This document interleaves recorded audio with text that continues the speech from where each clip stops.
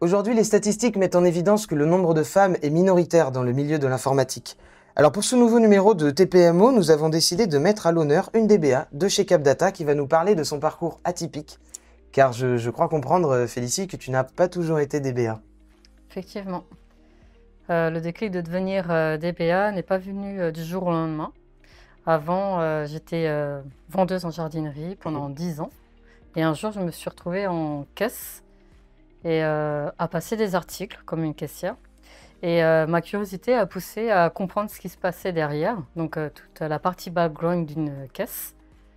Et aussi l'utilité de la caisse et le comment, pourquoi, voilà. Donc j'ai repris mes études en parallèle à mon travail et reparti de zéro. Et est-ce que tu peux nous parler de ton parcours et de ton poste actuel? Ouais. J'ai passé donc le bac S, le bac scientifique, ensuite poursuivi par des études universitaires et orienté Big Data décisionnel, dans laquelle en fait il y avait une UE, ce qu'on appelle une UE, donc une unité d'enseignement, qui représentait en partie le travail d'un DBA, donc un Database Administrator. Et donc à la sortie de mon travail, j'ai cherché un emploi dans une entreprise à dimension humaine telle que Capdata, et surtout pas un grand compte, enfin je dirais un gros groupe. J'ai trouvé Capdata, je me suis renseignée, je l'ai concrètement donc googlisé. J'ai googlisé affreusement David Bafaloff, d'ailleurs que vous avez dû avoir en interview. Oui, effectivement, et il a fait partie de l'aventure Touche pas à mon Osmocap, oui. Super.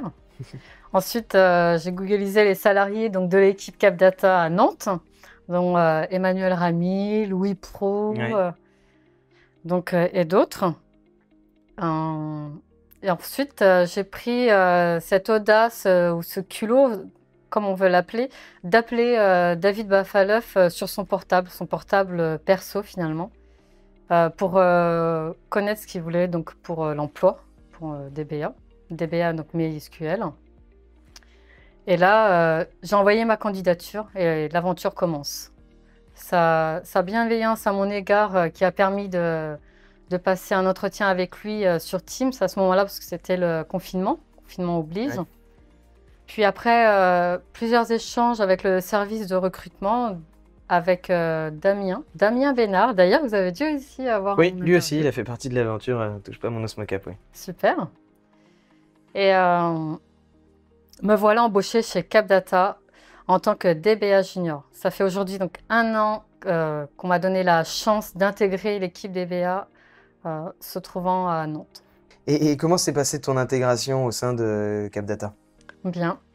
Dès mon arrivée, j'ai été bien intégrée, entourée grâce à toute l'équipe, grâce aux valeurs de Capdata, notamment la diversité. Nous formons une équipe complémentaire. Le pari d'embaucher une DBA junior qui venait d'un milieu différent qui aurait pu être risqué.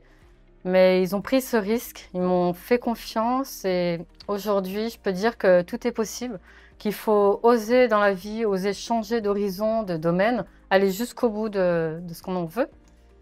Je dirais même pour pousser le vice. Je suis complètement épanouie sur mon poste actuel de DBA MySQL et dans les prochains mois, DBA SQL Server. Je ne changerai pour rien au monde. Donc on peut dire que tu es une femme du numérique.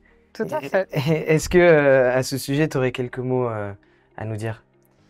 Oui, il n'y a pas besoin d'être geek pour être dans le secteur du numérique. Le numérique, il est humain et il a besoin d'accueillir des femmes pour se développer. Ce serait dommage de couper ça.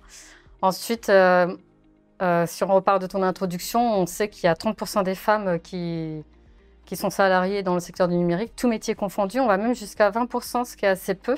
Ouais. Et je pourrais dire même que ça manque cruellement de femmes. C'est une voie qui est royale pour les femmes, un milieu très respectueux. Hommes et femmes sont égaux et le machisme n'a pas sa place en informatique.